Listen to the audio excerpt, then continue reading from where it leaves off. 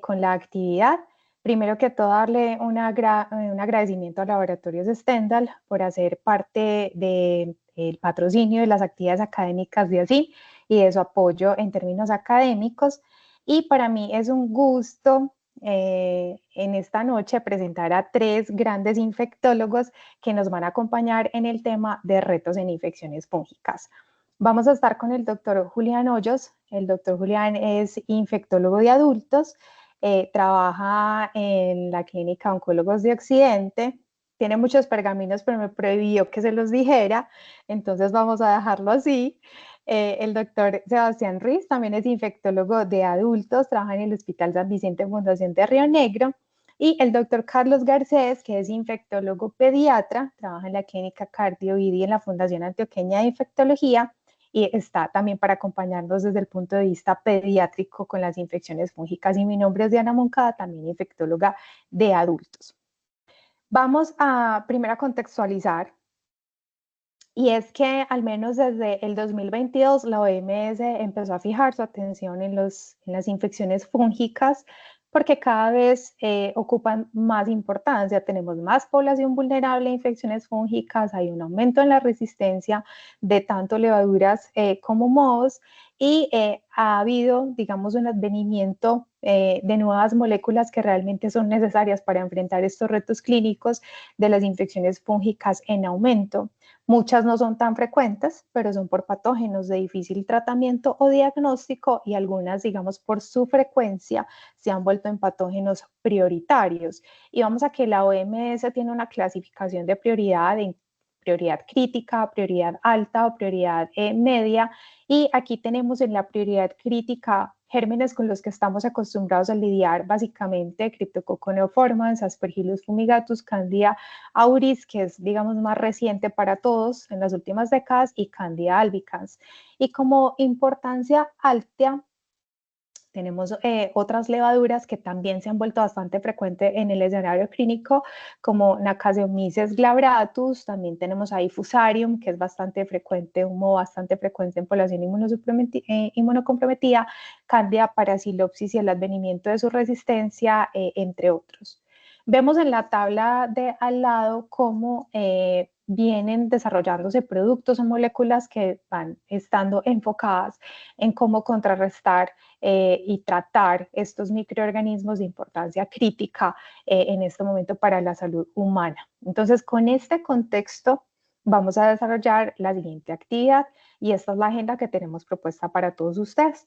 Tenemos 3 casos clínicos en la cual queremos que los expertos interactúen y nos hablen acerca de ellos.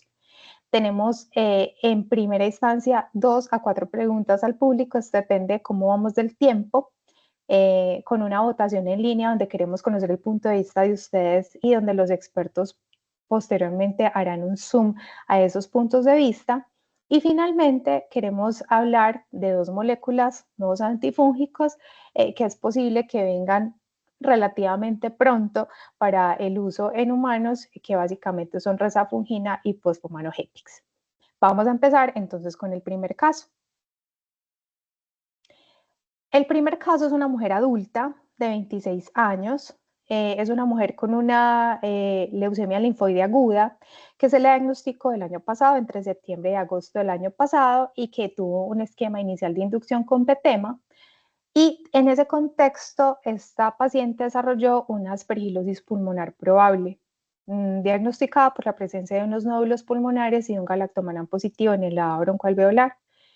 A pesar de ese esquema con PETEMA y con imatinib, la paciente tuvo refractariedad y continuó tratamiento con blinatumomab y con ponatinib, y en ese entonces fue cuando se le hizo el diagnóstico de aspergilosis pulmonar y se le inició tratamiento con isavuconazol. Posteriormente, esta paciente estaba en plan de trasplante de precursores hematopoyéticos, pero tuvo una recaída. Esta recaída fue extramedular, se manejó con radioterapia. La recaída se documentó en ganglio y en mama, en una masa en mama, pero para ese momento no recibió quimioterapia sistémica, solamente radioterapia, y continuaba su manejo con isavuconazol para la IFI que teníamos probable. En ese periodo, entre noviembre a febrero, lo que ocurrió con la paciente fue una entrega irregular del medicamento, ya no estuvo recibiendo de manera regular el isavuconazol y estuvo siendo sometida a dosis subterapéuticas de isavuconazol precisamente por la falta de entrega de este medicamento. Y ya en febrero tenemos una enfermedad en recaída con blastos en sangre periférica y debutando con una neutropenia febril y complicaciones bacterianas asociadas.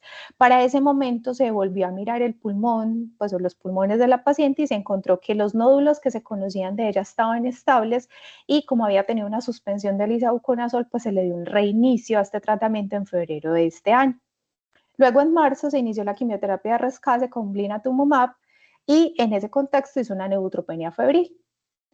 Ella resolvió su neutropenia febril en ese momento sin foco ni aislamiento diferente y ya para el 31 de marzo tenía una recuperación neutrofílica, pero llamativamente no resolvía la fiebre. Esta es la tomografía del 16 de marzo con la que, presentó la neutropenia febril de su esquema de rescate.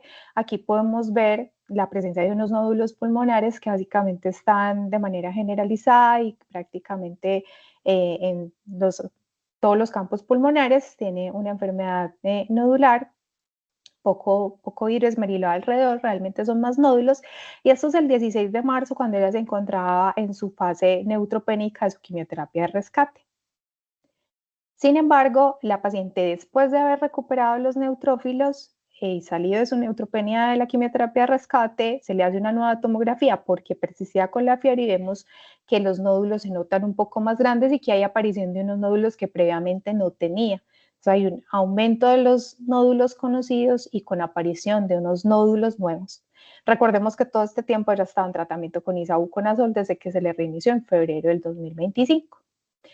La primera pregunta, entonces, para los expertos es, esta paciente que tiene una fiebre persistente en el contexto de una quimioterapia de rescate de una LLA, que persiste con fiebre a pesar de la recuperación neutrofílica y que tiene un empeoramiento de los nódulos conocidos más nódulos nuevos, cuáles serían las opciones diagnósticas que se nos presentan con esta paciente y qué conductas debemos hacer teniendo en cuenta que es prioritario que ya se haya llevado un trasplante de precursores hematopoyéticos como forma de consolidar la respuesta a la malignidad. Entonces, en las opciones terapéuticas se abren los micrófonos para los infectólogos.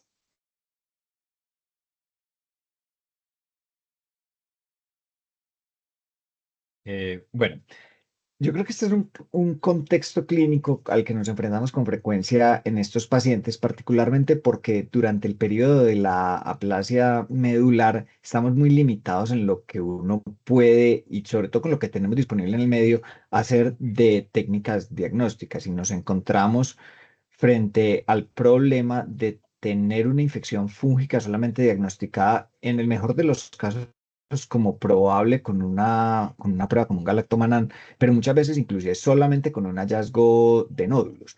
Y eso le deja a uno el problema de que no sabe realmente qué es lo que está tratando, no sabe qué especie de moho es la que está tratando, inclusive muchas veces no sabe ni siquiera el género, uno asume que por epidemiología debe ser un Aspergillus, pero no lo tiene completamente seguro o, o siquiera si lo que está tratando realmente es una infección fúngica o es un compromiso pulmonar de otro tipo. Es una embolia séptica bacteriana, es un compromiso pulmonar tumoral, ¿cierto? O es una neumonía en organización secundaria a todo lo que el paciente ha recibido.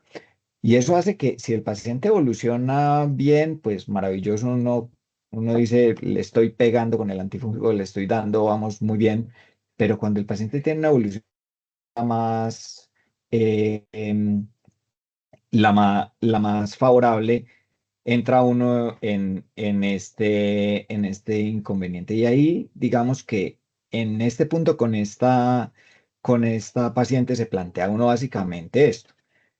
Estamos frente a una infección fúngica de brecha. Esta paciente viene expuesta un tiempo largo a isavuconazol, ¿cierto? Tenemos un modo nuevo que no está cubierto por ese isavuconazol. Esto es otro oportunista, inclusive otro modo, una cosa de la que no se habla demasiado, pero que no es infrecuente, es que los pacientes que tienen infecciones fúngicas en esos nódulos no encuentran más de una cosa. Puede encontrar cepas diferentes de la misma especie o del mismo o de la misma sección, o puede encontrar hongos completamente distintos con perfiles de sensibilidad distintos. Puede estar fallando el tratamiento. Esta paciente estuvo expuesta a terapias a dosis terapéuticas y podríamos tener inclusive un procedimiento, un modo resistente o inclusive, ¿cierto? Esto que es un tema que es supremamente frecuente, pero no se habla suficiente de él, y es una reconstitución mieloide.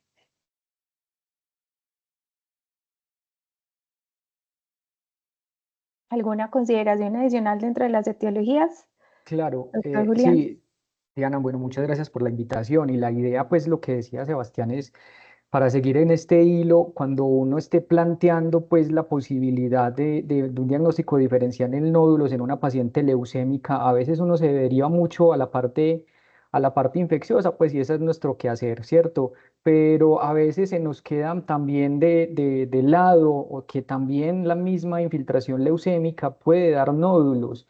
Y llegar al diagnóstico de esos nódulos, como decía Sebastián, es a veces muy complejo y uno piensa que nódulos pues es igual a que haya una infección fúngica invasiva y si bien hay que tratarla, pues nadie creo que esté en contra de eso, pero yo creo que el diagnóstico diferencial es bastante amplio y a veces con las opciones de diagnóstico que tenemos tan limitadas y más en nuestro medio, yo creo que se va complejizando mucho más la situación. Cuando uno tiene una paciente que está con un diagnóstico de una enfermedad fúngica invasiva probada, probable, como en este caso que tiene un galactomanano en lavado broncoalveolar, que tiene una buena sensibilidad y especificidad pues, para uno determinar aspergilosis, con los nódulos y los factores de riesgo que es la neutropenia, pues uno evidentemente arranca tratamiento. El tema es que hay un empeoramiento de los nódulos, entonces uno plantea dos cosas que Sebastián planteaba muy interesantes. La primera es que sea una enfermedad fúngica invasiva de brecha a ese antifúngico que está recibiendo, pero la otra posibilidad es que sea un síndrome de reconstitución mieloide o síndrome de reconstitución inmune por la recuperación de sus neutrófilos, que vamos a hablar un poco de eso también. Pero cuando uno se para en el escenario de la enfermedad fúngica invasiva de brecha, uno tiene que estar ante cuatro cosas, ante cuatro posibilidades de esa enfermedad fúngica invasiva. Y es que, pues la primera es que haya un éxito terapéutico, ¿cierto? Entonces usted aparece en los nódulos, el paciente está febril, usted arranca su tratamiento y definitivamente empieza la efervescencia, mejoran los nódulos y todos quedamos muy tranquilos. Pero en el escenario que estamos viendo, pues hay que tener en cuenta otras tres cosas en el diagnóstico de una EFI, y es que podemos tener una EFI persistente, en el cual la actividad sigue increciendo, o sea, a pesar de que yo le doy tratamiento, siguen apareciendo nuevos nódulos y se va deteriorando el paciente, entonces una enfermedad fúngica invasiva persistente.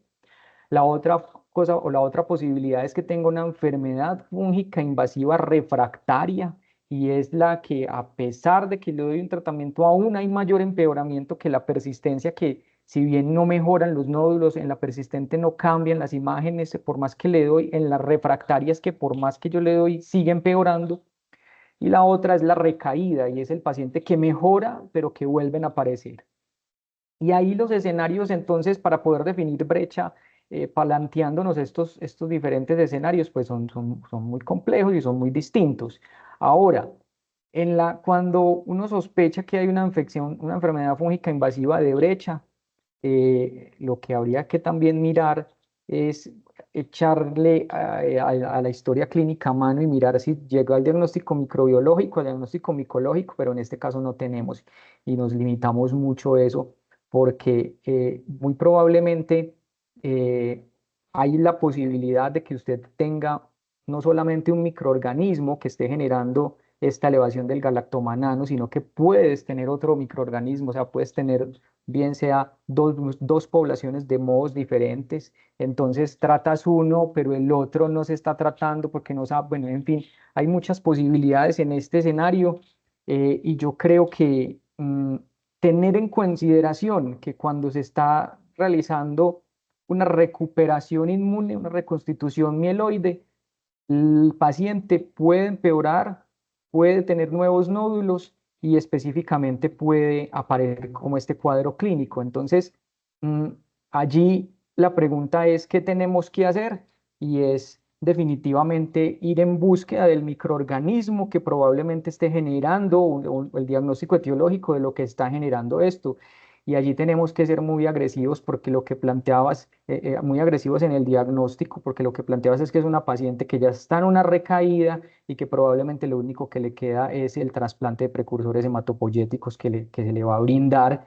Y si no tenemos un diagnóstico etiológico, la dificultad de poder saber a qué le damos y cuando se inmunosuprima mucho más, pues esto puede incrementar la morbilidad y la mortalidad de esta paciente ostensiblemente. Entonces, las consideraciones diagnósticas en este caso son una EFI de brecha, pero también un síndrome de reconstitución mieloide que se presentó ya cuando la paciente empezó a recuperar sus neutrófilos y ahí sí pues definitivamente hay que hacer una biopsia para determinar qué es lo que está pasando y hacer otros estudios, porque pues también pueden ser otras causas bacterianas, incluso virus que pueden desencadenar nódulos o micronódulos. O sea, el diagnóstico diferencial de una enfermedad nodular en el pulmón es bastante amplio y más en esta paciente que está inmunosuprimida y con una leucemia refractaria a múltiples esquemas. Entonces, Ujú. bastantes métodos diagnósticos y evaluar pues estas metodologías diagnósticas en este caso para poder llegar al diagnóstico etiológico definitivo es lo primordial en este caso. Entonces, resumiendo lo que estás diciendo, Juli, tu recomendación es que la paciente se vaya a una biopsia pulmonar, ¿cierto? Sí, Y probablemente estudios de actividad de la leucemia, ¿cierto? O sea, cómo está la sí. médula, si entró en remisión y tal vez un PET-CT para mirar si tiene actividad metabólica del tumor, que ya sabíamos que tenía actividad ganglionar y en mama, y eso nos ayudaría a descartar un poco si puede ser infiltración leucémica o no. Pero entonces, puntualmente, así puntual, consideraciones terapéuticas, ¿quién le cambia el esquema antifúngico? Dejamos el mismo esquema antifúngico, la paciente está estable, eso es muy importante anotarlo, su única manifestación es la fiebre, no tiene deterioro respiratorio, entonces rápidamente decisión terapéutica, igual cambio, y si cambio, cambio aquí. Yo sigo igual, porque pues específicamente está estable desde el punto de vista respiratorio y ya salió de la neutropenia, que es un factor que le genera a uno mucho temor. Si persiste neutropénica, definitivamente, si esto fuera en el contexto de una neutropenia, habría que modificar el tratamiento rápidamente, pero ya que estamos fuera del contexto de la neutropenia y la paciente está estable desde el punto de vista respiratorio, nos da tiempo para llegar a las consideraciones diagnósticas que estamos planteando. Totalmente de acuerdo con la consideración. Yo también mantendría la misma terapia en una paciente estable que recupera la neutropenia, sobre todo considerando que el tema de la reconstitución mieloide es un tema que es mucho más frecuente de lo que uno a veces cree. 25% de los pacientes hacen síndrome de reconstitución mieloide y cuando uno mira los pacientes específicamente en este contexto, los pacientes que hacen aparición de nódulos nuevos o crecimiento de los nódulos que tiene durante la recuperación mieloide, en dos terceras partes de esos pacientes el diagnóstico de reconstitución mieloide y no una infección fúngica. Entonces aquí estamos en una paciente que por lo menos por epidemiología, dos terceras partes de la posibilidad es que esto sea una reconstitución mieloide y que lo que necesite es tiempo y probablemente no mucho más, tal vez de pronto inclusive antiinflamatorio o esteroide. Si esta paciente estuviera, como dice Juli, con una persistencia de la neutropenia o en un deterioro clínico grave, definitivamente habría que hacer una modificación de la terapia y yo me modificaría a una fotericina. Ok, perfecto. Muy claro. Bueno, les cuento que este fue el desenlace. En efecto, la paciente se llamó a una biopsia por VATS y una vez se hizo la biopsia, se hizo un cambio del isavuconazol, se pasó a terapia combinada con posaconazol y anidolafungina. Sin embargo, esta terapia la recibió muy poco tiempo, 4 días, porque la paciente tiene una hepatitis grave por posaconazol y básicamente se dejó sin tratamiento y sin tratamiento la paciente resolvió la fiebre. Y aquí vemos como en un control tomográfico en efecto hay una mejoría de los nódulos, de hecho algunos ya se están cavitando y hay una, digamos, mejoría cuantificada del 50% de los nódulos que tenía. Finalmente, la biopsia lo que demostró fue la presencia de unas cifas aceptadas en ramificación de 45 grados que no crecieron en el cultivo y no fueron detectadas tampoco por técnicas moleculares, pero la paciente finalmente se trasplantó y tuvo una evolución satisfactoria y se consolidó el tratamiento con isavuconazol nuevamente. Es decir, que estamos frente en efecto a una reconstitución mieloide. Vamos a pasar con el segundo caso. El segundo caso es una mujer de 62 años, es una mujer hipertensa, dislipidémica, cirrótica Child B, por un hígado pues, graso, una enfermedad metabólica del hígado. Y la paciente se hospitalizó por una diverticulitis con una perforación contenida. El manejo inicial fue médico, se decidió dar un manejo médico con piperacilina tazobactam, pero después de 3 días la paciente se deterioró y entró en choque. Una nueva tomografía demostró que tenía una perforación libre con una peritonitis generalizada y de manera emergente se llevó a cirugía, donde se hizo un drenaje de la peritonitis y requirió una colostomía.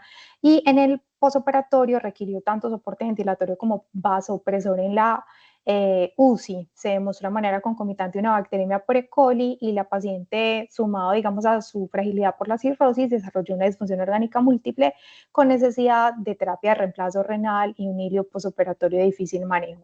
Finalmente, la paciente venía con una evolución lenta hacia la mejoría, se trató su bacteremia, no obstante, cuando llevaba alrededor de 8 días de hospitalización en UCI, presenta fiebre y deterioro hemodinámico. Para ese momento se toman unos hemocultivos, tanto periféricas como las invasiones centrales que tenía. Y en este contexto de esta paciente en un deterioro hemodinámico nuevo, ¿cuáles son las posibilidades diagnósticas que se nos abren y cuáles serían las conductas en términos diagnósticos y terapéuticos?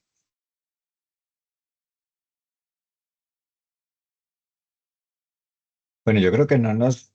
estamos en una charla de hongos, entonces muy fácil sabe, tiene un hongo, pero es una paciente que las posibilidades son amplias, una paciente que tiene una estancia ya de más de una semana en la UCI, que tiene invasiones centrales, que está con ventilación mecánica, entonces ahí nos podríamos enfrentar al menos a tres principales focos infecciosos que pueden estar deteriorando esta paciente. Tiene una complicación de su cirugía, filtró la anastomosis, está nuevamente con peritonitis. Tiene una infección asociada a uno de los catéteres centrales. Esta paciente pues, tiene todos los factores de riesgo para esto. O si, a ver, invitamos al gato a la charla. El O gato quiere si, aportar. o si la o si hay un deterioro ventilatorio, cambios radiológicos, cambios de las secreciones, tiene una neumonía asociada al ventilador. Creo que estas son todas consideraciones diagnósticas y que nos van a dirigir a, ¿cierto? ¿Qué cultivos tenemos que tomar y qué estudios imagenológicos tenemos que hacer? Ahora, metiéndonos en la posibilidad de hongos. Esta paciente tiene, si bien la perforación intestinal es una perforación baja, que no son las de más riesgo de infecciones fúngicas, esta paciente tiene todos los factores de riesgo adicionales. Fue una paciente reoperada tardíamente, es una paciente cirrótica, es una paciente con ventilación mecánica que está prolongada, probablemente esté con NPT por el reposo intestinal, recibió antibióticos más de una semana, entonces va a ser una consideración bien importante considerar que o tenga una peritonitis por un hongo, por una cándida particularmente, o tenga una fungemia, bien sea derivada del peritoneo o bien sea derivada de un catéter. Doctor De, Julián. de acuerdo con Sebastián, hombre, y cuando uno mira esto y pues con la lupa de los hongos, porque pues la lupa de las bacterias nos la tenemos que poner y tener en consideración la posibilidad de un proceso bacteriano, de acuerdo, pero ya viendo con los ojos desde el punto de vista micológico, consideraría que uno de los potenciales focos para un diagnóstico, para una infección micótica, pues es su cavidad abdominal y lo que decía Sebastián, aunque si bien la probabilidad de que uno tenga una cándida a nivel intestinal a medida que sea más distales va bajando la probabilidad, pero en una paciente que ya está tocada, su microbiota incluso con antibióticos previos y con una cirugía previa y actualmente pues con muchos factores de riesgo como ventilación mecánica, ponte 48 horas, catéteres, nutrición parenteral, antibiótico de amplio espectro, a uno ya le va sacando al menos una cosa que utilizamos y que le digo a los residentes que utilicen es que se tengan el score de Ostrowski, que si bien no utiliza como el Candida Score cultivos, pero le va dando a uno factores de riesgo y uno ya va en la cabeza pensando que hay muchos factores de riesgo para candidiasis invasiva. Y que si bien la fuente puede ser los catéteres, pero también la fuente puede ser el foco abdominal. Y eso nos llevaría probablemente a tomar conductas diagnósticas y terapéuticas completamente pues, diferentes, en vista que hay que evaluar el foco abdominal, que no tenga un foco abdominal específicamente que vaya a llevar a la candidiasis, pero también que vaya a llevar a una peritonitis bacteriana y que no vaya a tener una candidiasis o una candidiasis invasiva asociada a los catéteres. Entonces, definitivamente, en esas van las métodos diagnósticos que tenemos que evaluar en este caso y mirar qué nos deja hacer una imagen y tomar los hemocultivos de los catéteres y periféricos y, bueno, y mirar si necesitamos definitivamente entrar a esa cavidad abdominal para tomar muestras también. Listo, entonces mientras a la paciente se le toma la tomografía y ya le tomamos los hemocultivos que va a demorar a salir el resultado, qué decisión terapéutica vamos a tomar teniendo en cuenta que no solamente los hongos son una etiología probable. Sebastián, formulación. Julián, formulación.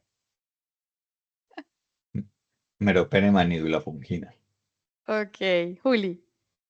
¿Está estable hemodinámicamente o no? No, se Está deterioró inestable hemodinámicamente. hemodinámicamente.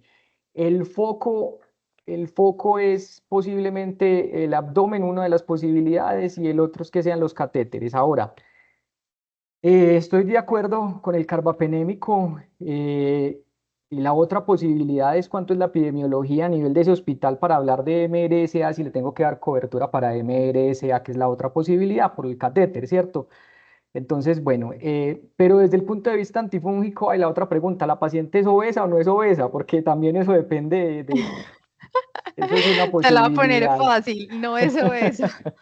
Bueno, considerando que está inestable, no es obesa y que uno de los focos puede ser abdominales, yo no estaría muy tranquilo con la nidolafungina.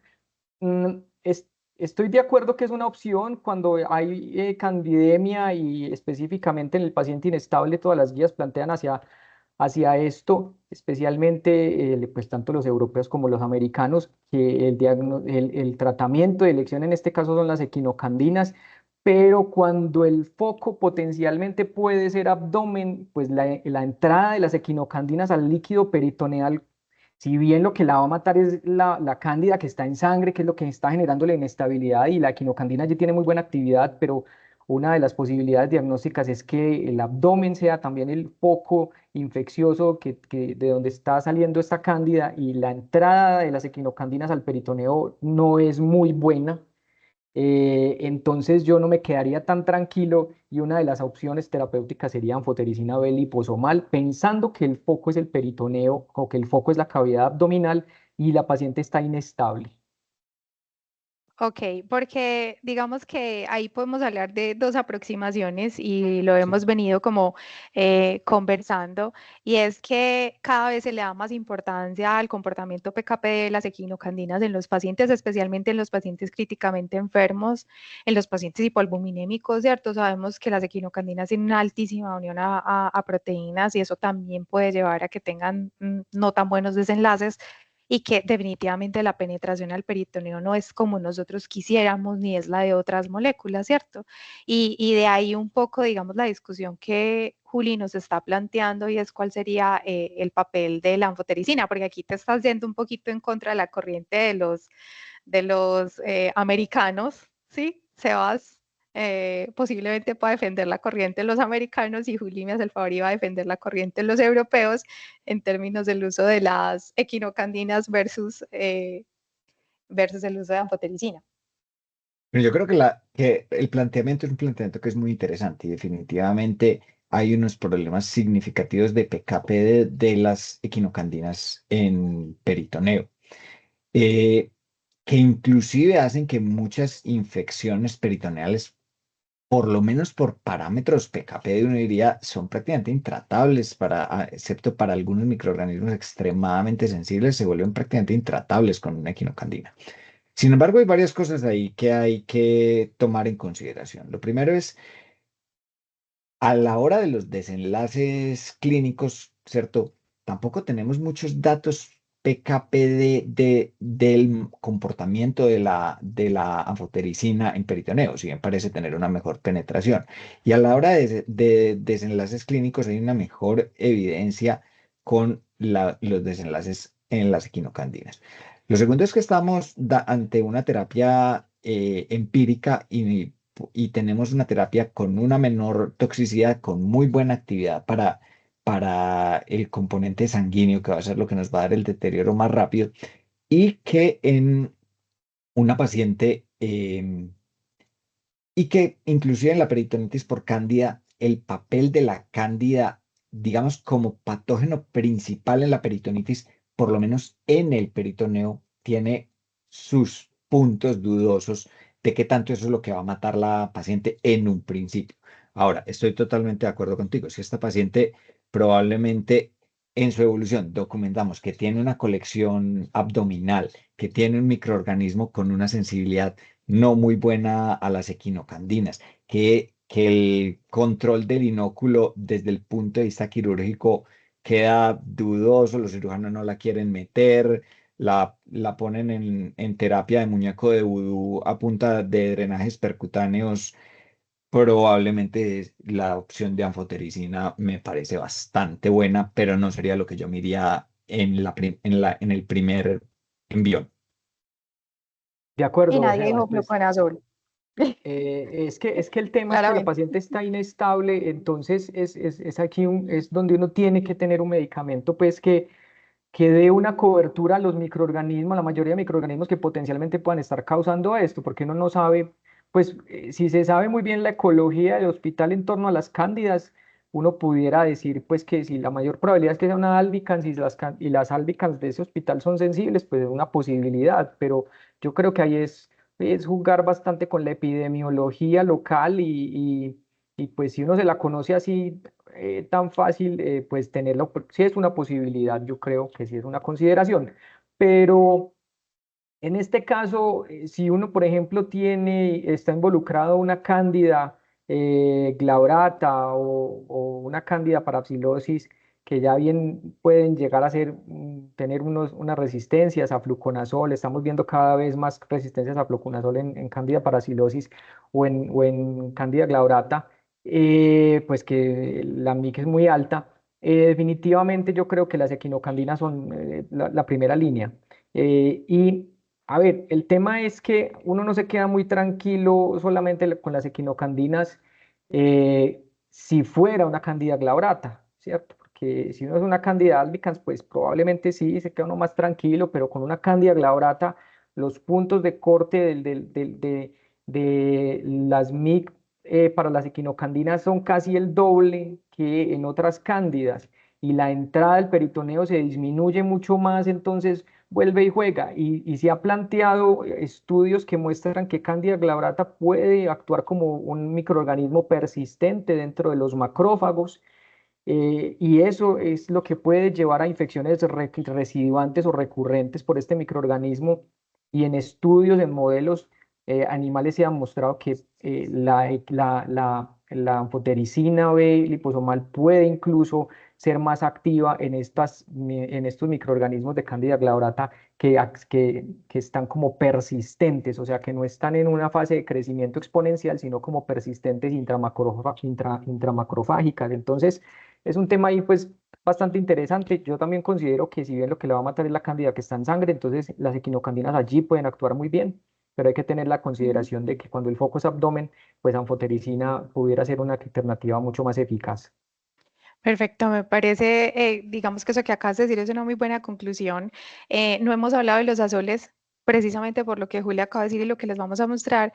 Además que porque si errótica, Child B posiblemente ahora ya agudamente descompensada y de pronto los azoles no sean una muy buena alternativa, pero le quiero dar unos minuticos la palabra al doctor Garcés, que nos va a hablar un poquito de la epidemiología de Cándida a nivel local.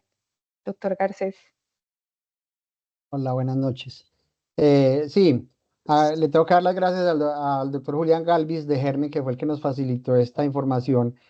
Y pues obviamente en este paciente que está crítico y está chocado y todo, pues no sería consideración un fluconazol ni nada de esto. Pero lo otro era lo que hablaban, que es importante tener presente cómo es la epidemiología pues ojalá uno conociera la de su unidad y si no, pues por lo menos en la ciudad como estamos aquí nos muestran cómo Candida albicans, que es por ahí la mitad de los pacientes que tenemos con fungemia, cómo es el comportamiento en cuanto a sensibilidad a fluconazol y voriconazol, y vemos cómo en realidad sigue siendo aparentemente bueno en cuanto a Candida albicans. Ya si entramos a ver otros que tengan punto de corte establecido por CLSI, pues está Candida tropicalis, que en esta sí va disminuyendo la sensibilidad y miren como a partir ya del 2020, pues es casi solo un 80% la sensibilidad, tanto a fluco como a voriconazol. Y la otra que tenemos, que es Candida parapsilosis, que es muy importante para nosotros en pediatría tener presente este tipo de Candida, porque en los recién nacidos, en los prematuros, es donde la vemos con mucha frecuencia. Y yo creo que esto es impactante ver que esto que nos están mostrando, que a partir del 2022 pues hubo una caída radical, pues ya iba en 80% y ya vamos por debajo del 60% de sensibilidad a fluconazol y voriconazol. Ahorita que hablábamos antes de arrancar, pues era importante tratar de definir si esto es algo clonal que se está presentando, porque se está presentando en varios hospitales, y tratar de ver qué es lo que nos está pasando con esta especie, con Candida parapsilosis, que es muy bajita en realidad. Entonces la sensibilidad, yo pienso que en pediatría, que a veces tenemos la tendencia a empezar empírico, fluconazol, pues hay que tener presente, sobre todo en los grupos de recién nacidos, que es muy bajita y nos tocaría replantear ese esquema. Así es, y posiblemente en un paciente inestable hemodinámicamente uno no tenga mucho chance de equivocarse y Así. posiblemente por eso es que las equinocandinas son la primera alternativa. Y si vamos que puede ser una parasilopsis con un 40% de probabilidad de error, pues entonces es donde uno entiende un poquito pues la consideración de la equinocandina. Mm, Con ahora este les punto quiero de para, contar, sí, que, co- que Sebas, dale. con este punto de parapsilosis creo que todos lo estamos viendo en las instituciones y es definitivamente un dolor de cabeza porque siempre hemos tenido parapsilosis como la cándida que tiende a ser más sensible a los azoles que a las equinocandinas y que justo como pasa con la brata, tiene unas mix más elevadas para equinocandinas que otras especies. Y la disminución de la sensibilidad a los azoles realmente es un grave problema con este organismo y lo vuelve bastante difícil de tratar. Sí, yo creo que vale la pena como hacer el llamado de tener más ojos puestos sobre Candida parapsilosis, saber qué fenómeno está pasando en cada uno de los hospitales y poder Sí. tomar estas decisiones terapéuticas. Y también poder buscar lo que decía el doctor Carlos, que no sea clonal, porque hasta en Brasil se ha descrito brotes a nivel hospitalarios por mutaciones puntuales en el gene RG11 en Candida parapsilosis que llevan a resistencia a soles y se han determinado que son clonales. Entonces, incluso como les decía en Brasil, en Europa y en Estados Unidos también lo han determinado, pero pues acá no se ha estudiado, que yo sepa, que yo tenga conocimiento, no se ha demostrado pues esa clonalidad, pero llama la atención el comportamiento y yo también lo he visto creciendo en las unidades, en la unidad donde trabajo, pues oncológicas, cada vez más Candida parapsilosis resistente a flujo, que no era frecuente antes de pandemia, por ejemplo. Perfecto. Por aquí, Les voy a contar espérate, el Diana, desenlace. por Sí, aquí Santiago puso en el chat que ojo también, Santiago, asumo que es Santiago Atiortúa, que también tener presente la dificultad a veces para la sensibilidad de quinocandinas con algunas especies de cándida, que a veces no sale caspo, sino que hay que asumir con mica y habría que asumir que también es sensible. de acuerdo, de acuerdo. Hay problemas en las equinocandinas en la caspo como tamizaje, digamos que por eso nos fijamos en micafungina como tamizaje, pero puede haber discordancia. Incluso en la misma cepa, hecha en distintos laboratorios, puede variar la sensibilidad a las equinocandinas y eso es también muy importante. Finalmente, les cuento qué pasó con la paciente. Se le hizo una tomografía de abdomen como el doctor Julián lo pidió y en efecto no tenía colecciones abdominales, que era una gran preocupación. Y lo que se demostró más bien fue una fungemia en relación a los accesos vasculares centrales que tenía la paciente. En la paciente se había iniciado niebla fungina. La evolución finalmente fue mala por una disfunción orgánica múltiple y la paciente falleció. pero independientemente de eso, yo creo que todos tenemos que tener en cuenta un checklist de fungemia y cada vez tiene que ser más una rutina, no solo de los infectólogos, sino de todos los médicos que trabajan en hospitalización, especialmente en las unidades de cuidado intensivo. Entonces, quiero que ustedes entre todos hagamos una lista de los infaltables como checklist en fungemia. ¿Qué no se nos puede pasar a hacer en una fungemia? ¿Qué puede ser controvertible? Y qué definitivamente debemos hacer cuando sospechamos una fungemia persistente o documentamos una fungemia persistente.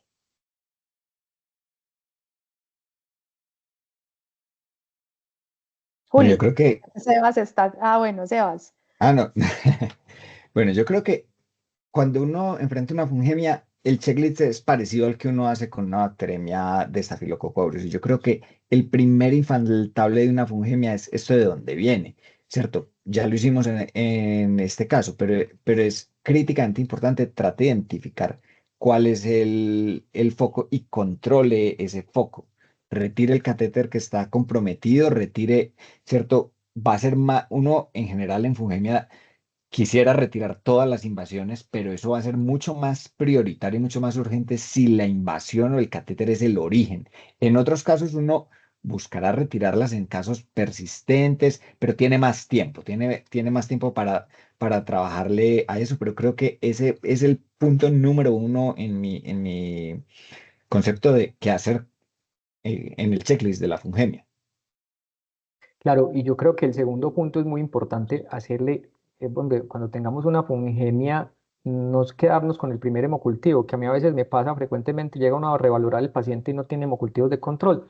Entonces uno ahí no sabe de dónde partir, porque definitivamente cada vez, incluso algunos expertos han planteado que no solamente con una, con dos set de hemocultivos negativos, sino incluso algunos plantean que con tres set de hemocultivos negativos seriados, ya usted pueda determinar el momento, empezar a contar cuánto tiempo le va a dar de tratamiento a esta paciente. Entonces, los hemocultivos seriados son muy importantes en una fungemia, específicamente una candidiasis invasiva, una candidemia, y definitivamente una de las cosas que ha demostrado que se impacta en la mortalidad en las diferentes series de candidemia es quitar los catéteres tempranamente.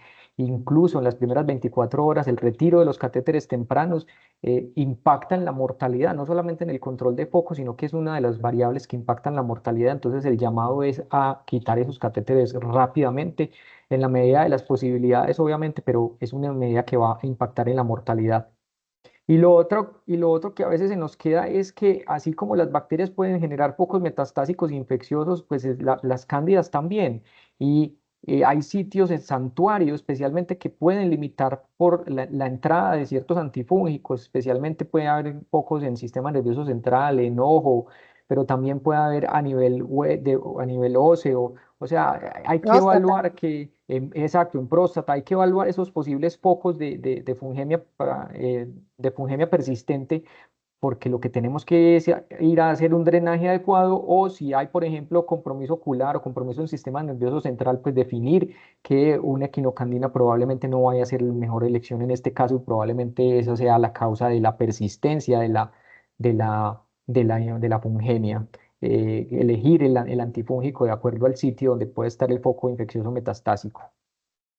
Hay una pregunta en el chat y es, aunque creo Ujú. que no hemos terminado con el checklist, pero hay una pregunta en el chat que es ¿cuál es la definición de fungemia persistente? De pronto no sé si en pediatría se manejan los mismos conceptos de adultos, porque pues Juli lo dijo ahorita, un set, dos sets, tres sets, ¿al cuánto tiempo? ¿4 días? ¿5 La, días? la definición, si bien hay varias definiciones, pero como la que más estandarizada es que es la presencia de blastoconidias luego de 5 días de tratamiento apropiado. A veces otros bajan un poquito, pero más o menos pues el consenso son 5 días de persistencia luego de 5 días de tratamiento apropiado. Y muchos incluimos en tratamiento apropiado que se hayan resuelto los focos, otros digamos no tanto, porque digamos que en términos pronósticos pesa mucho cuánto lleva un paciente con fungemia, así cuánto lleva un paciente con bacteremia por estafilo. ¿Qué piensan ustedes de eso? Por ejemplo, si el paciente por alguna razón nos pasa demasiado, catéter valiosísimo, valiosísimo que no se puede quitar o no se puede quitar todavía, Le hacemos los hemocultivos a los 5 días. Seguimos teniendo las mismas consideraciones. A ver, pongamos pediatría que estabas preguntando. Pediatría ese es nuestro gran dolor de cabeza, quitar las invasiones porque muchas veces son pacientes que no tenemos otra opción que dejar el catéter central. Y yo creo que cuando uno deja el catéter central sabe que va a seguir con la fungemia persistente un buen rato. Pero a veces no tenemos ninguna otra opción y hay que hacer eso. Digamos que dentro de todo lo que nos ha tocado, a veces hay patadas de ahogado ya y hay reportes de hacerle terapia de sello a esos catéteres cuando queremos salvar, pues si no tenemos otras opciones, podría ser una opción ya final, pues tratar de hacer terapia de sello. Seguimos teniendo el gran problema, es que no siempre es fácil retirar los catéteres en los niños y posiblemente no hagamos cada 24 horas porque y si es un prematuro o un neonato sí que lo vamos a desangrar pues cada 24 horas, pero al menos una de las 48 horas querría tener ya un primer hemocultivo de control a ver para dónde va Sí. y con base en eso pues ir guiando cuántos le vamos a seguir haciendo. Por ahí estoy viendo también que están preguntando, lo otro es lo de la evaluación oftalmológica, que para nosotros es, pues en pediatría no es fácil porque pues de ellos no se van a quejar y no va a haber síntomas y para nosotros no es tan fácil tampoco hacer un fondo de ojo a un recién nacido, entonces dependemos a veces que vaya el oftalmólogo y nos ayude, pero viendo las recomendaciones, pues la Academia Americana de Oftalmología es la que ha dicho que en teoría no debería hacérsele a todos los pacientes y ellos dicen que para qué le vamos a hacer a todos, solo a los que tuvieran algún tipo de síntomas, pero nosotros en pediatría pues posiblemente lo vamos a tener que seguir haciendo a todos.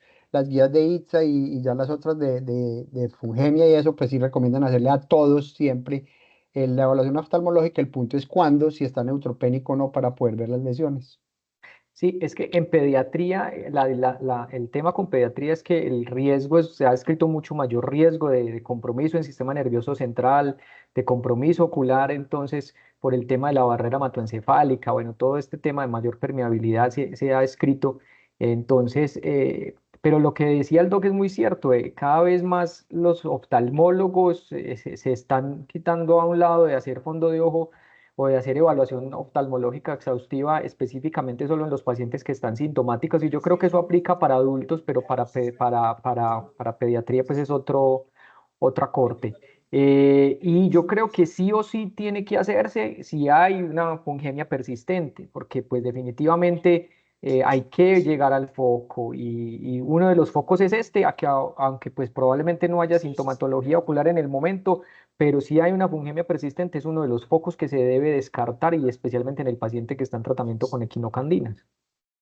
Ese es un Yo punto muy importante que mencionas, ¿cierto? Yo creo que los síntomas, claro, obvio, si un paciente tiene síntomas, sí, o sea, hay que mirarlo, pero los síntomas no deberían ser el único elemento porque muchos de estos pacientes están críticos y tampoco le van a decir a uno los síntomas, pero Exacto. aún en los pacientes que no están críticos y no están intubados y no están sedados, hay muchos pacientes asintomáticos con compromiso por cándida en la retina. Sin embargo, cuando uno mira en adultos, por lo menos en pacientes que no tienen una candidemia persistente, no es un compromiso tan frecuente, ¿cierto? O sea, puede haber un compromiso en un 2%.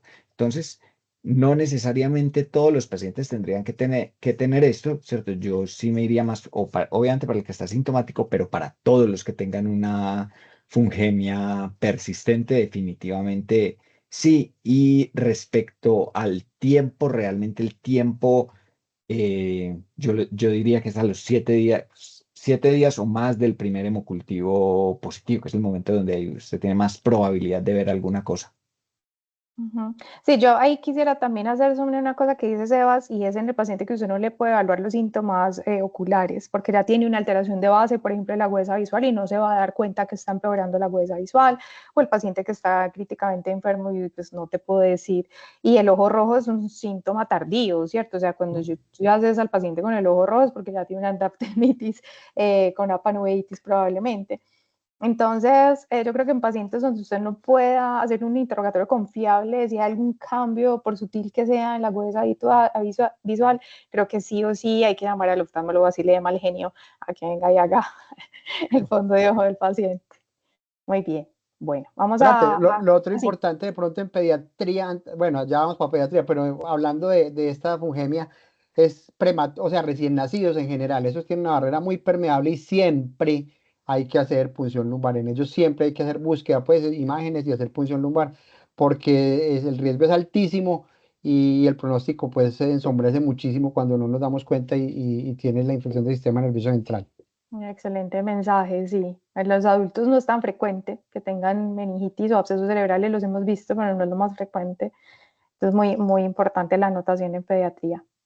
Antes Bueno, de y dejar el caso, antes de dejar sí, el caso, yo creo que una cosa súper importante también para mencionar en fungemia persistente es que dentro de los focos metastásicos que tenemos que buscar, que ya creo que los han mencionado todos, pero hay uno que específicamente también tenemos que hacer hincapié porque es uno muy importante dentro de la persistencia de la fungemia per se, ¿cierto? Y es la infección endovascular, las tromboflebitis sépticas, sobre todo cuando tenemos una fungemia que fue asociada a un catéter o en las venas abdominales cuando es de origen gastrointestinal. Es uno de los factores que ha tenido una asociación más fuerte con la persistencia de la fungemia. Es una cosa que siempre, siempre la tenemos que y la buscar. endocarditis, ¿no? La Y la endocarditis que no Y la la endocarditis. habíamos mencionado, endocarditis. por supuesto que sí, claro, Sí, y mucho más si tenía acceso. y modificar el tratamiento. O sea, eso hay que hacerlo, pues que a veces parece obvio, pero pues hay que hacerlo, no quedarnos ahí en el buscando, sino hay que ir a modificar el tratamiento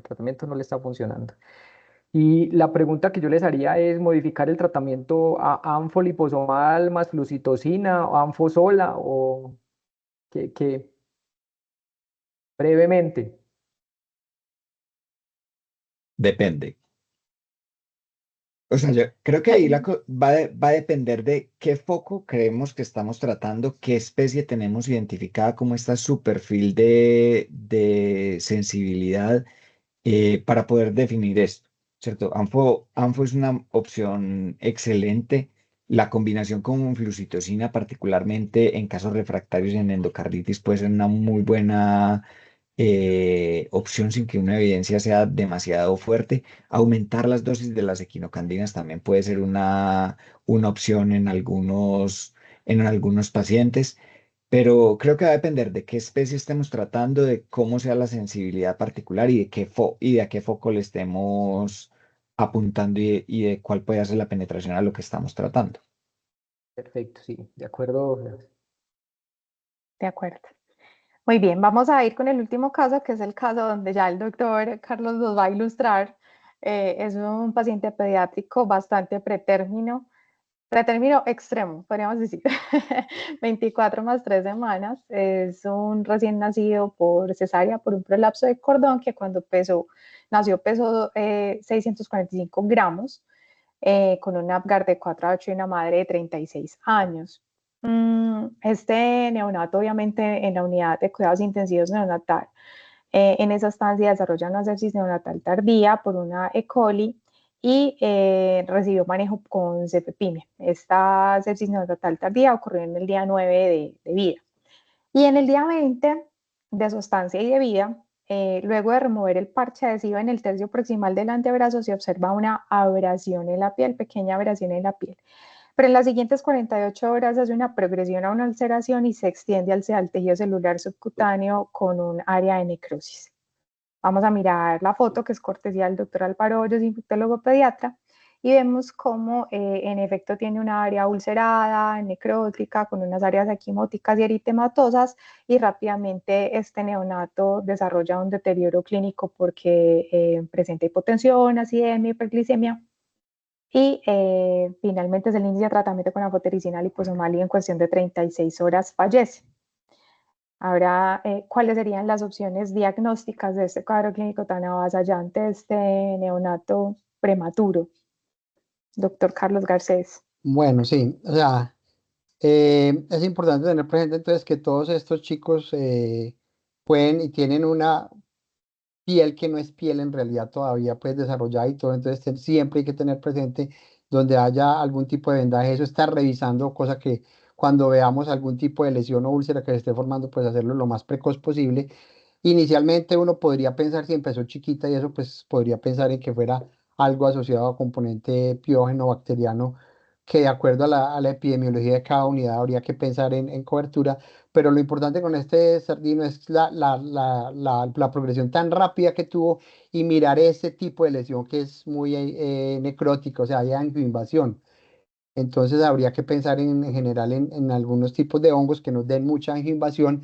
Y digamos que hay dos sitios predilectos en los prematuros, que no es lo usual en otros tipos de pacientes, que son la piel o tracto gastrointestinal, que es el otro que también pueden tener compromiso por estos hongos angioinvasores.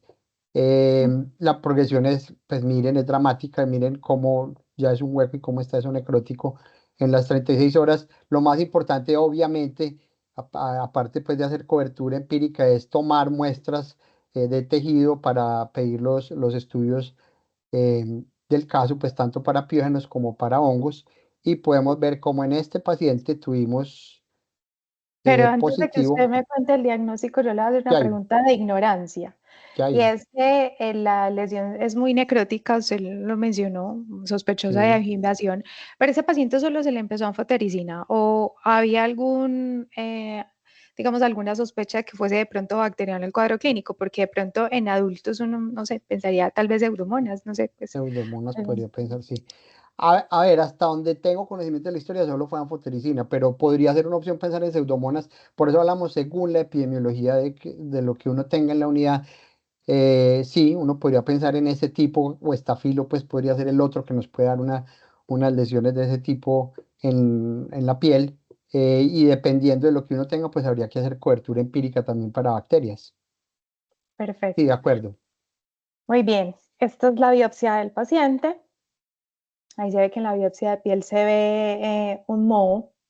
No sé si hay algún micólogo conectado, pero aquí vemos un moho con características fenotípicas de Rhizopus. A su vez se hizo identificación también por histopatología, maldito y un panfungal, todos compatibles con un Rhizopus. Eh, y vemos cómo se evidencia la invasión del tejido, la presencia de esas hifas que son aceptadas y que son en una ramificación de ángulo recto. Un diagnóstico confirmado de una infección invasiva por Rhizopus, probablemente.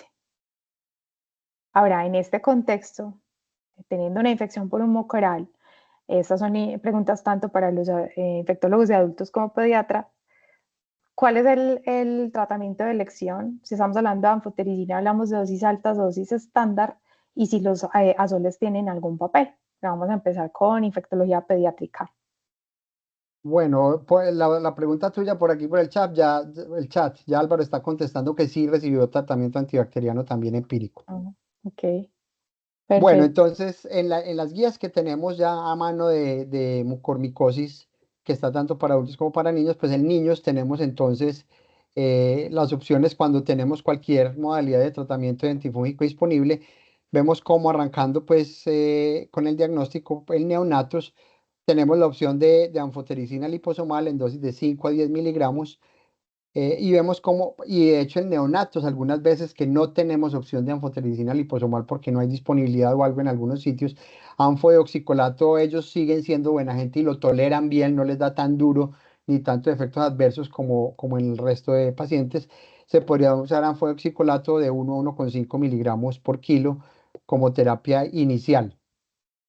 Ya en el caso de que no haya respuesta adecuada y eso, si seguimos el algoritmo que tenemos, pues nos dicen que deberíamos seguir entonces anfotericina liposomal y podríamos adicionar posaconazol con el inconveniente de las presentaciones y la absorción que hay pues con el posaconazol, pero podría ser una opción, o una equinocandina también podría ser otra opción en el caso de que no haya una respuesta adecuada. O sea que los azoles podrían ser isavuconazol en pediatría está reportado como terapia de rescate, digamos, con uso compasivo en pacientes con mucormicosis también. Aquí patinamos en realidad es con la dosis adecuada para un paciente prematuro por la inmadurez que tenemos de todos los sistemas. Y Pero el sí, desbridamiento, ¿no? El desbridamiento extenso de la obviamente, zona donde está el mucoral. obviamente de la mano con los cirujanos y que sin miedo vayan desbridando, porque si Difícil ellos van desbridar un dejando, neonato. cada vez va a ser peor. Ok, ¿alguna opinión desde adultos? Pues el caso es importante siempre utilizar dosis altas y menos de 5 miligramos por kilo de anfotericina B liposomal no se está, es más, no se ha si se ha estudiado, no ha tenido buen éxito específicamente en adultos. Entonces, mínimo 5 no colocar dosis de 3 miligramos por kilo, sino mínimo 5. Y a veces, cuando en adulto hay compromiso rinórbito cerebral, que pues obviamente puede haber compromiso cerebral. Si hay compromiso cerebral, el tema es que se debe dar 10 miligramos por kilo, no arrancar con 5 y después si no mejora paso a 10, ¿no? Cuando hay compromiso cerebral, las guías plantean que se debe arrancar con 10 miligramos por kilo, no terapia en ascenso, si no mejora, sino siempre cuando hay compromiso cerebral, 10 miligramos por kilo mínimo, entonces es muy importante. Ahora, con el tema de isavuconazol, si bien hay estudios que muestran que isavuconazol se ha comportado versus cohortes históricas de anfotericina igual a esas cohortes históricas, pues la experiencia es un poco más limitada que con anfotericina liposomal, pero también pues cada vez se va ganando más experiencia en el campo con isavuconazol como también primera línea de tratamiento en estos casos, teniendo en consideración pues que isavuconazol está su presentación venosa, pero también su presentación oral para poder después hacer un switch si el paciente ha respondido y necesita terapia ambulatoria con este medicamento, pues se puede hacer eh, sin necesidad de hacer niveles, excepto en ciertos escenarios pues que se pudieran discutir, pero pues sin necesidad de hacer niveles por la buena biodisponibilidad que tiene este medicamento. Entonces es una buena alternativa en estos escenarios también, a diferencia, por ejemplo, de POSA, en los cuales siempre sí o sí hay que hacer niveles y alcanzar unos niveles terapéuticos para poder definir que estoy en un rango terapéutico exitoso. Cuando tenemos dosis alta, yo creo que una cosa importante, y las guías lo dicen, no escalar las dosis lentamente. La dosis, en principio, 5 miligramos, salvo para el compromiso cerebral. Hay un estudio, por lo menos, que muestra que en otro compromiso 5 versus 10 es más tóxico, pero no sin más beneficio. Pero para un sitio de difícil penetración como es el sistema nervioso central, sí nos deberíamos ir con una dosis más alta. Creo que el contexto de y liposomal siempre que sea posible, solamente dejando deoxicolato si no hay de otra.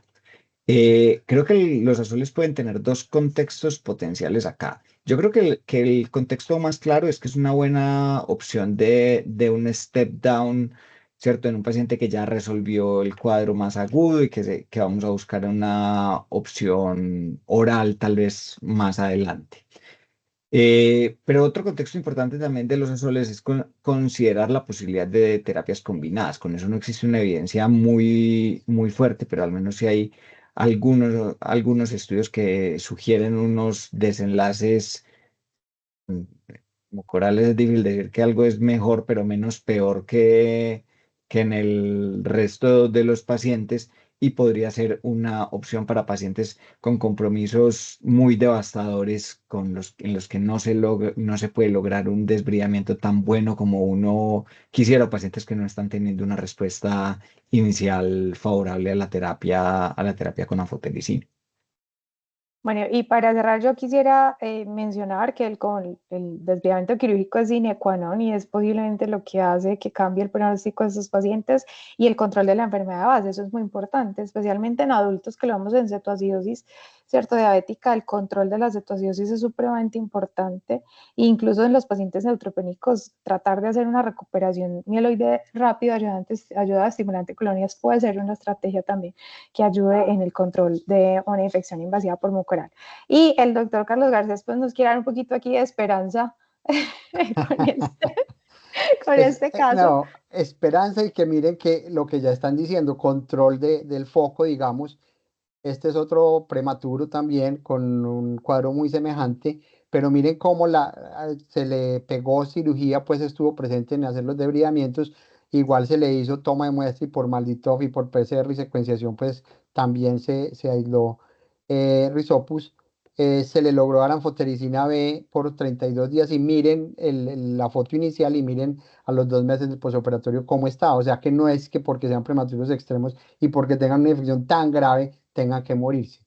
Miren que si se le pegan, cirugía obviamente tiene que estar de la mano siempre y puede pasar esto. Este es otro caso muy bonito también gracias al doctor Álvaro Hoyos y a la doctora Alexandra de la Espriella que me facilitaron las imágenes.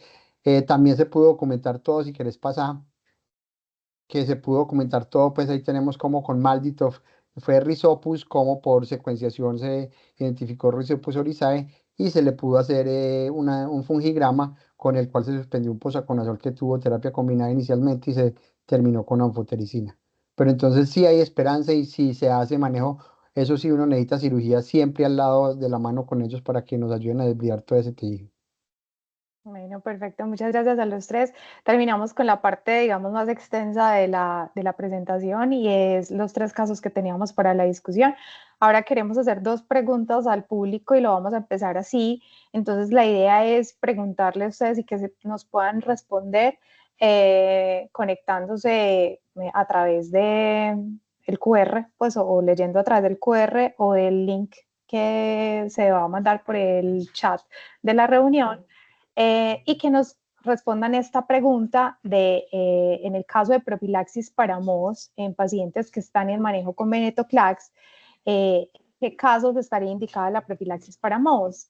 Si siempre, si nunca, si a veces. Y después de que ustedes nos contesten esta pregunta, los panelistas nos van a decir cuál es su opinión al respecto. Entonces, por favor, lean el QR, traten de, o si no, traten de conectarse por el link que debe estar en el chat.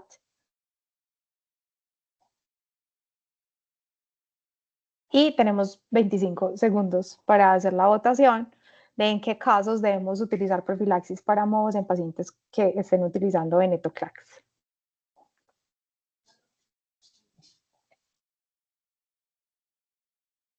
No está el link. No me puedo salir. ¿Nos podrían ayudar, Jamie o Iván, enviando el link nuevamente?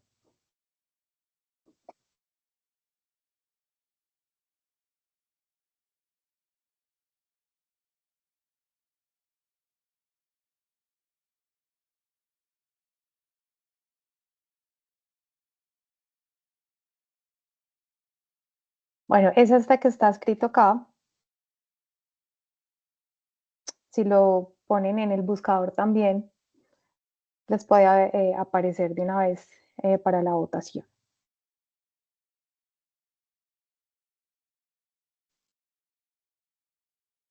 No sé si todos piensan que a veces o solamente ha votado una persona.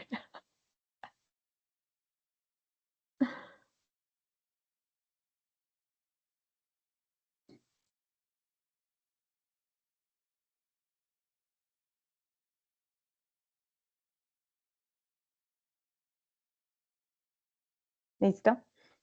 Por ahí alguien dijo nunca, está bien. La mayoría vamos por a veces, un poquitico por nunca. Nadie ha dicho siempre. Bueno, compañeros, ¿qué piensan ustedes de profilaxis para mohos en venetoclax? Yo estoy asumiendo que es un medicamento no útil, que no se usa en pediatría, pero la verdad desconozco, pues si en pediatría se puede utilizar este medicamento. O no sé qué experiencia se tiene en pediatría. Cero. Pregunté y solo una vez lo usaron por allá en San Vicente, pero solo una vez y no hay registro en Vima. O sea, no tenemos experiencia. Ok, bueno, entonces infectólogos de adultos, adelante. Bueno, mi experiencia ha sido que, bueno, la respuesta mía es a veces y mi experiencia es a veces porque hay que mirar muy bien el contexto del paciente y cómo lo están dando. Entonces yo lo que hago es llenarme de motivos y específicamente porque venetoclax tiene unas interacciones muy fuertes con posaconazol, entonces se plantea que se tenga que hacer una reducción muy drástica de la dosis y se va a dar con posaconazol, una reducción del 75% de la dosis, casi dar 50 miligramos de venetoclax, pues las dosis usuales son 400, se hacen dosis escaladas, pero la dosis tope o la dosis final después de la escalada son 400 miligramos. Cuando se da posaconazol la dosis son 50 miligramos, porque definitivamente hay estudios que muestran que con esa dosis incluso se sobrepasa las concentraciones que se alcanzarían con 400 sin posaconazol. Entonces, tener en consideración esto. Y la otra, cuando se utiliza con otros, especialmente con isavuconazol, la interacción es menor, se debe bajar el 50% de la dosis. Entonces, de acuerdo a eso, a muchos hematólogos no les gusta que les bajen la dosis de su medicamento, plantean pues que puede haber fallos, etcétera, etcétera, aunque esto no está determinado, no se ha demostrado. Pero entonces lo que hacemos es, en pacientes de alto riesgo para enfermedad fúngica invasiva, sí se da, sí se da. Y esos escenarios son los que pacientes que vienen con quimioterapia previa, con esquemas mieloablativos, como un 7+3 previo que falló, que está en recaída o refractaria su enfermedad, que la estratificación de riesgo usualmente la estratificación de riesgo de los europeos no es favorable, y eso tiene que ver con temas de citogenética. Si la leucemia es secundaria o es de novo, si es secundaria tiene mayor riesgo, si es de novo tiene menor riesgo, si está neutropénico y persiste neutropénico, si hay mutaciones, especialmente por ejemplo del gen TP53, si hay un pobre performance status, si hay sobrecarga de hierro, hiperglicemia, o si ha recibido esteroides previos, si la incidencia del sitio donde usted está trabajando es alta para enfermedad fúngica invasiva. En este caso siempre, la idea es que sí vaya con profilaxis, y la que yo utilizo en esos escenarios cuando lo he utilizado isavuconazol para bajar un 50% de la dosis de venetoclax utilizando 200 miligramos de venetoclax. Y lo que han visto los estudios es que con el posaconazol, cuando se da posaconazol versus cuando se da isavuconazol, con el isavuconazol la recuperación de las líneas celulares puede ser incluso más rápida. Con posa se plantea que de pronto puede haber más tiempo, estar trombocitopénico, hay más alteraciones hepáticas que con isavuconazol. Entonces, de pronto por ese lado, no hay estudios comparativos, pero le pudiera ir incluso un poco mejor a isavuconazol en estos escenarios de profilaxis, aunque ojo pues que, como decía el doctor, de venetoclax que no tiene registro en vimas neonatos en pediatría, pues en isavuconazol para profilaxis primaria no tiene registro, y eso hay que pues, evaluarlo muy bien con la auditoría y hacer una Yo, justificación muy bien. yo entonces quiero resumir lo que está diciendo Juli, porque en el chat hay una pregunta que, Ujú. digamos, se considera que el venetoclax solo, pues en general combinado con azacitidina, que cada vez se usa más de esquema de primera línea, no solo de rescate, según también la edad de debut de la malignidad, no sería un condicionante que vos consideras único para tomar la decisión de la profilaxis, sino que lo No, estás sumando al estado neto de inmunosupresión y el alto riesgo de la malignidad, ¿no? exacto, exacto. En los estudios pivotales de venetoclax que se publicaron en el New England, ellos no definen, no muestran que haya un mayor riesgo de enfermedad fúngica invasiva cuando se da venetoclax con azacitidina. Ellos no lo describen. Hay estudios posteriores que van describiendo cómo venetoclax con azacitidina en ciertas poblaciones de riesgo es donde más, incluso hay varias cohortes que muestran que el riesgo puede ser de 0, o el riesgo puede ser de un 12%, 10%, 12% de EFI en esos escenarios, pero cuando evalúan qué pasa con esos escenarios que tienen mayor porcentaje, como del 10% de EFI en azacitidina más venetoclax, lo que se han encontrado es estos factores de riesgo que les acabé de decir, los cambios citogenéticos, recaídas, refractarios, quimioterapias mieloablativas previas, neutropenias profundas y prolongadas, a pesar pues de la quimioterapia, etcétera, etcétera. Es lo que les acabé de decir. Entonces, en esos escenarios de pronto sí pudiera tener un poquito más cabida, pero no en el escenario de novo, por ejemplo, en una leucemia mieloide en un paciente que no está muy fitness, o en un paciente anciano que se define darle azacitidina más venetoclax como un tratamiento en vez de un 7+3, que es más mieloablativo. En esos escenarios como quimioterapia de primera vez no tiene mucha cabida, específicamente pues por lo que les acabé de decir, que no hay tantos factores de riesgo, y los estudios muestran que el riesgo es más bajito.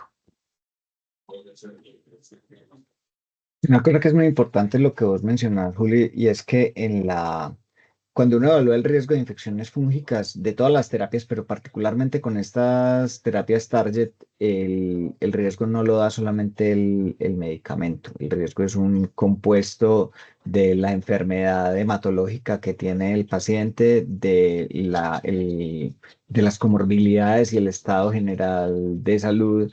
Y es un compuesto también de los venenos adicionales que se le estén dando al paciente.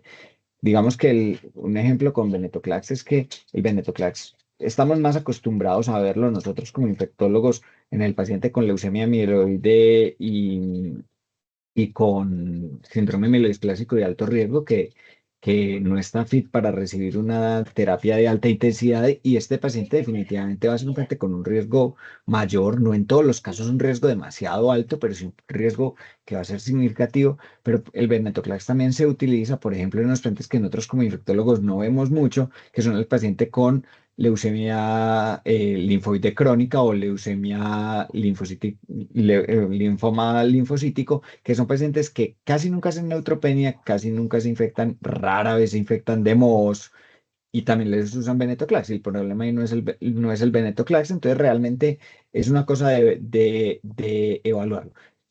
Habiendo dicho esto, de esos pacientes que van a terapia de ASA venetoclax, la verdad es que muchos pacientes por su carga de comorbilidades, por su estado, por ser leucemias secundarias o transformaciones.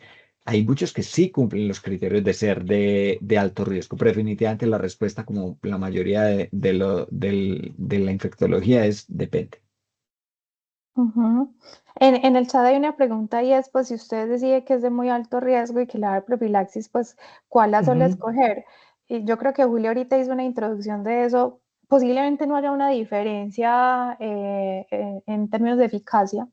¿cierto? Sino tener las otras consideraciones, ¿cierto? Independientemente del que escojas, pues con cada uno hay un ajuste de la dosis.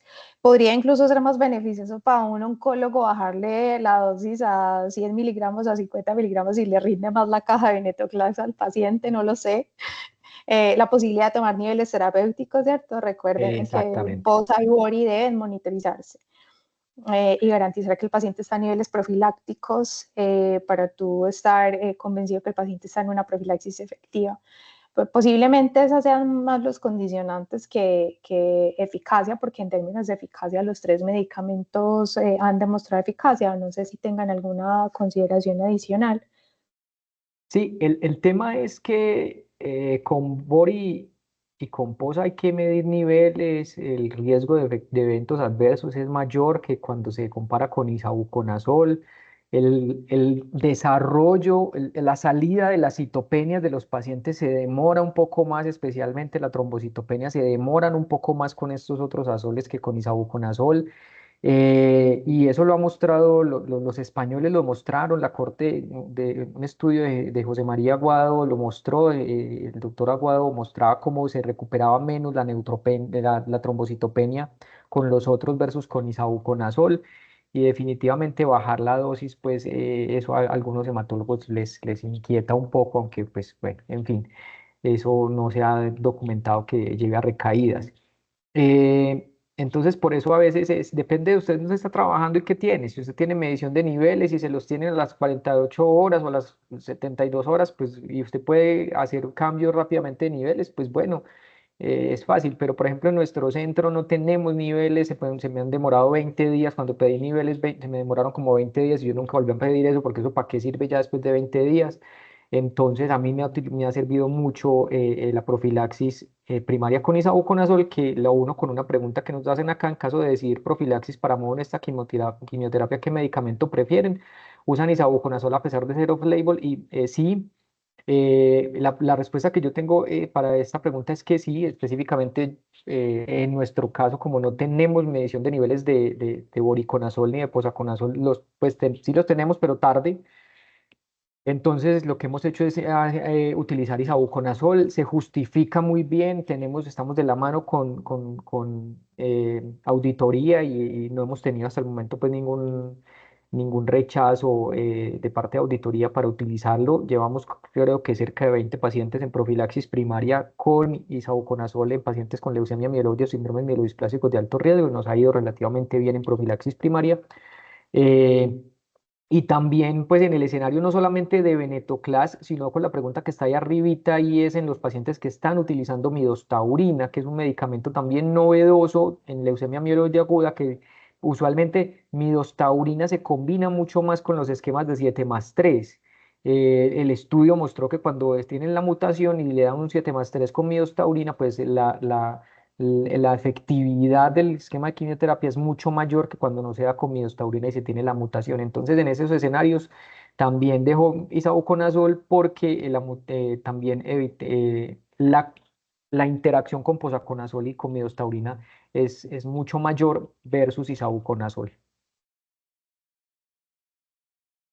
Y un colega escribe en el chat acerca de, si bien en los estudios la frecuencia de enfermedad fúngica invasiva en los Eso es pacientes con cierto. venetoclax es baja, la impresión que le da uno en la práctica es que es más alta. No sé si eso tenga que ver con que la población sea diferente, más enfermos, tenemos Sí, menos sí, control ambiental de los modos, no lo sé, ¿cierto? Podemos estar hablando sí. de cómo varía la densidad de esos modos simplemente porque estamos en latitudes y geografías diferentes, si eso ya lo convertiría en nuestro medio en una indicación de profilaxis, porque es real, estos pacientes a veces Ujú. duran más tiempo neutropénicos que incluso un 7+3. Sí, hay estudios que muestran que entre los factores de riesgo que les había comentado, creo, pero creo que se me olvidaron comentarles los relacionados con el ambiente y son tres. Específicamente, bueno, les hablaba de la epidemiología local. Si hay una alta incidencia de EFI a nivel local, es un factor de alto riesgo que pudiera puntuar hacia profilaxis, pero si hay una carga exposicional alto, dependiendo del trabajo que haya tenido ese paciente, también puntúa. Y si ese paciente se puede o no meter en habitaciones con filtro EPA, también le baja el riesgo si tú lo puedes hospitalizar en una habitación con filtro EPA versus si no. Entonces eso también puntúa y eso también nos estaría indicando más hacia el tema de dar profilaxis en estos escenarios cuando hay factores de riesgo ambientales, no solamente de su enfermedad. Uh-huh. Perfecto, vamos con la última pregunta. Ujú. En el mismo link que está en el chat, o si ya se les actualizó la pregunta, esta sería, y es, ¿cuáles serían los escenarios o qué tan frecuente es llevar profilaxis para cándida? Puede ser un punto importante de stewardship, ¿cierto? Que tanto se abusa del uso de la profilaxis para las levaduras en general en pacientes hematológicos, que tanto lo debo dar siempre, solo según el esquema de quimioterapia, nunca, y de pronto, según el esquema de quimioterapia, cuáles podrían ser los quimioterapéuticos de más alto riesgo o los escenarios hematológicos de más alto riesgo. Entonces, por favor, a través del link o del QR, esperemos un poquito más de la votación. Por acá se va decantando a que depende un poco más desde los esquemas de quimioterapia. Por aquí hay una posición de que nunca. ¿Qué piensan ustedes?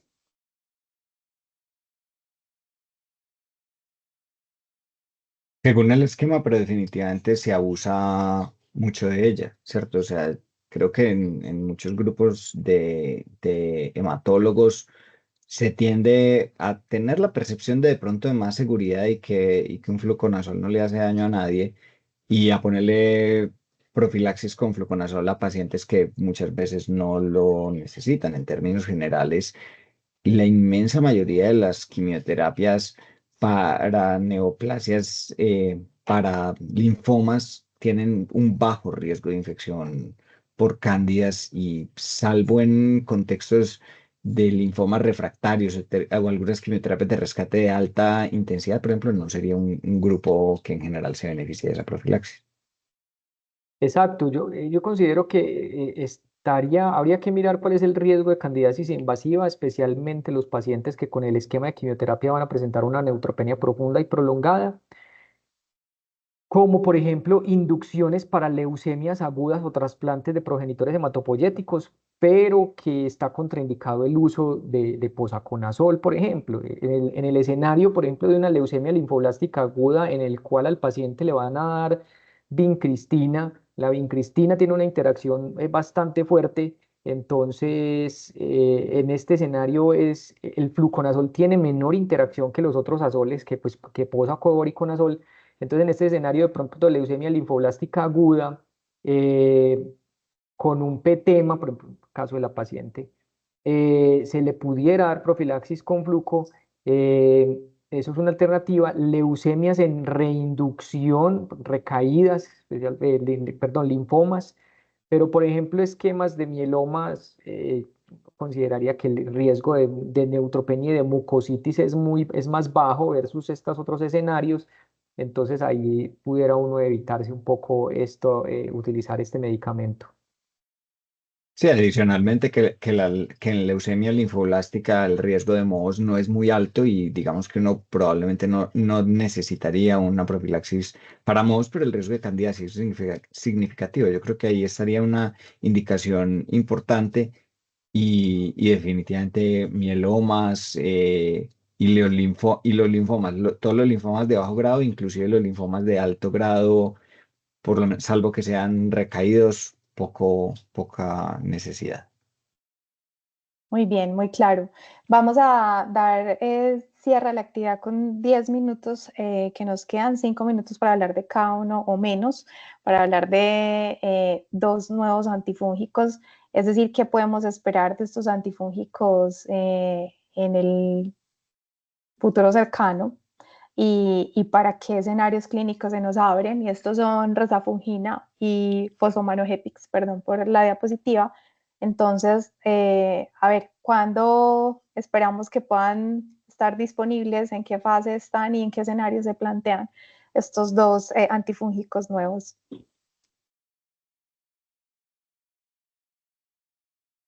Bueno, pues rezafungina, que es un análogo de la nidulafungina, pero que tiene una vida media más prolongada, o sea, es como una quinocandina con una vida media muy alta, como de 150 horas la vida media, entonces se permiten administraciones semanales con una dosis de carga.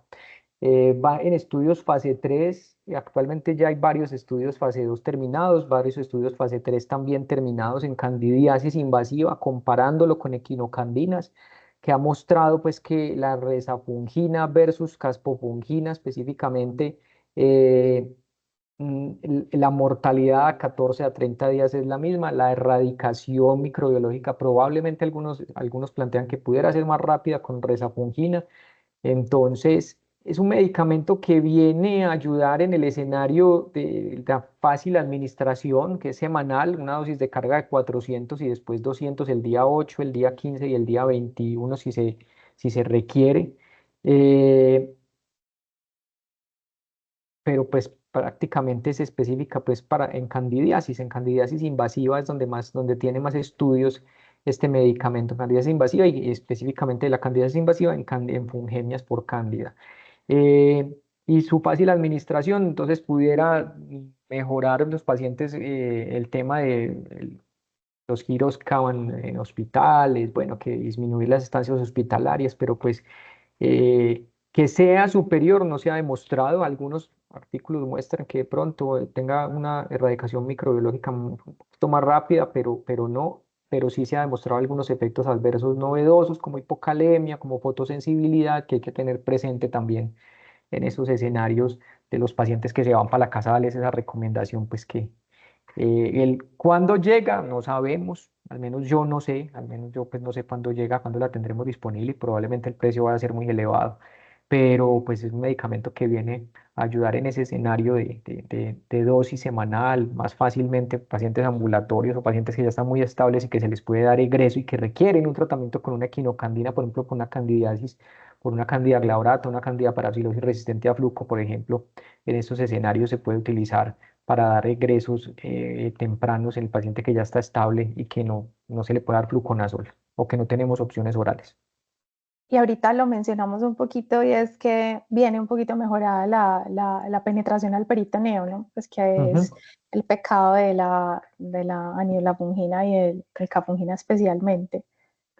Sí, Creo que tienes. es una cosa, Sí. sí, creo que eso es una cosa bien importante porque finalmente es un antifúngico que es pensado para dar terapia ambulatoria, pero y los estudios pivotales son diseñados básicamente para eso, pero probablemente cuando se empiece a usar de una manera amplia, empezarán a salir los reportes, las cortes de usarlo para otras cosas, básicamente buscando optimizar esto. Las sensibilidades no son exactamente iguales que las otras equinocandinas. Puede haber un respeto de la sensibilidad en algunas resistencias o unas mix más bajas. Hay una farmacocinética, un PKP que está optimizado, particularmente lo que mencionas en el peritoneo. Y, y tiene alguna actividad que uno siempre, la actividad de las equinocandinas para modo siempre es una duda, ¿cierto? Pero al menos in vitro tiene actividad en Aspergillus, saldrá a ver cuando empiecen a salir los estudios de si esto en una combinación sirve para alguna cosa. Sí, hay una cosa que mencionaba Sebas ahora, es muy importante, es el tema de la resistencia, porque, a ver, cuando se hace resistencia a las equinocandinas, que ya, por ejemplo, en algunos escenarios vienen mostrando que Candida glabrata puede tener un 10% de resistencia a quinocandinas, no en nuestro medio, que no se ha estudiado, o no lo sé, pero, por ejemplo, en otros escenarios hay reportes hasta un 10% de resistencia, y esa resistencia a esas equinocandinas está mediada por mutaciones en el gen FSK1 y 2 que al parecer cuando están presentes esas mutaciones eh, permiten la actividad de resafungina. Al parecer la mutación que genera resistencia a resafungina tiene que ser en el gen FSK3. Entonces cuando hay en el FSK1 y 2 aparentemente resafungina pudiera también sobrellevar o sobrepasar esta resistencia que se puede dar inicialmente a las otras equinocandinas o equinocandinas de primera generación, pues si se pudieran llamar así.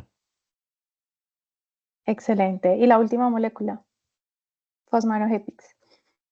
Osmanogepix no está tan avanzado los estudios, están en fase 2, pero es una molécula muy bonita porque es un antifúngico novedoso.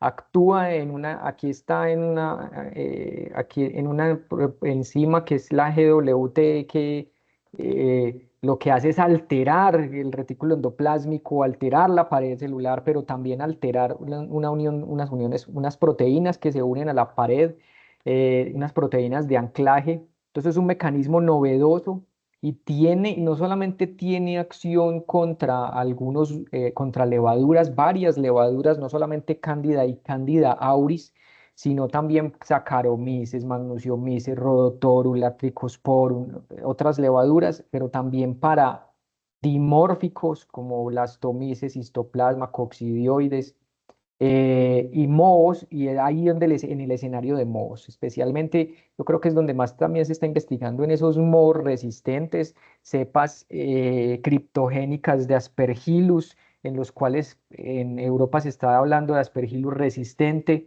En estos escenarios este medicamento ha mostrado mucha eficacia en cepas de Aspergillus, pero también cepas criptogénicas de Aspergillus, también en Fusarium, eh, en Pseudosporium, también ha mostrado, en Sarocladium, también ha mostrado sensibilidad, o sea, en modos más raros en los cuales no había muchas alternativas terapéuticas, se puede utilizar este medicamento y muestra actividad este medicamento.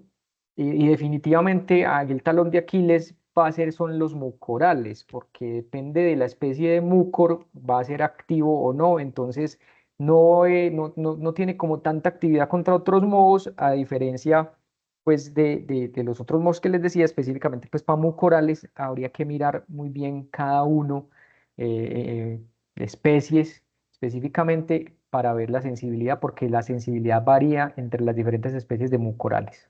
Entonces, pero es un Sigue medicamento sin que destronarse en la anfotericina en los sigue mucorales. sin destronarse la anfotericina en los, sí, probablemente sí. Fosmanogepix ayuda para otros modos, pero pues para mucorales no es la mejor alternativa, lo que se está viendo hasta el momento en los estudios preliminares. Y es definitivamente al menos en estos estudios preliminares para infecciones que han sido refractarias, que entrar el pronóstico es muy malo, los desenlaces son bastante alentadores, ¿cierto? Como lo mencionas, tiene además ventajas, una buena penetración al sistema nervioso central, varios de estos modos más inusuales tienen un tropismo importante por producir neuroinfección, tiene opción oral también, que puede ser una alternativa, ¿cierto? Y una cosa, por lo menos in vitro, muestra una sinergia importante con anfotericina que podría, ¿cierto?, darle también un papel en, ¿cierto?, en opciones de combinación en estudios más adelante. Bueno, excelente. Esto era lo que traíamos para ustedes en esta noche, hablando de todo un poco, de lo que nos convocan las infecciones fúngicas. Agradecemos extensamente a los panelistas por su participación, por acceder a la participación y por la calidad de la conferencia. Para ustedes esperamos que la hayan disfrutado y deseamos que pasen una feliz noche. Nos vemos en otro encuentro de ASI. Muchas gracias a todos por quedarse hasta el final y que tengan una feliz noche.